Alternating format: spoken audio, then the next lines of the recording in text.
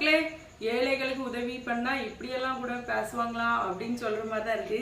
என்னன்னா நேற்றைக்கு மனசுக்கு ரொம்ப கஷ்டமாயிட்டு ஒரு வாய்ஸ் மெசேஜ். என்னன்னா இப்படி நீ பாவங்களை வச்சு சம்பாதிக்கிறதுக்கு இதுக்கு நீ பிச்சை எடுக்கலாம்னு ஒரு 5-6 வாய்ஸ் மெசேஜ் ஒருத்தையும் பண்ணுறான். அப்போ நான் வந்து என்னன்னா அவன்கிட்ட இருந்து ₹1 வாங்கலை. எனக்கு வந்து ஹெல்ப் பண்ணக்கூடியவங்க எல்லாமே என்னை நம்பி பண்ணுறாங்க. நான் வந்து அதை எல்லாமே கரெக்டாக அவங்களுக்கு எல்லா இதையுமே நான் ஃபோன் பண்ணி பேசுறது. எனக்கிட்ட அவங்க சொல்லியிருந்தா கூட இந்த மாதிரி ஒரு இது இருக்குது. ₹1 கூட அவங்க தராமல் இந்த மாதிரி பேசக்கூடாதுல்ல. இந்த மாதிரி பேசுறதுனால என்ன தோணும் தெரியுமா? நம்ம என்னத்துக்கு போய் இதெல்லாம் பண்ணி இப்படி நம்ம கெட்ட பேர் வாங்கணும்? நம்ம பாட்டுக்கு நம்ம வேலையை பார்த்தோமா இருந்தோமா.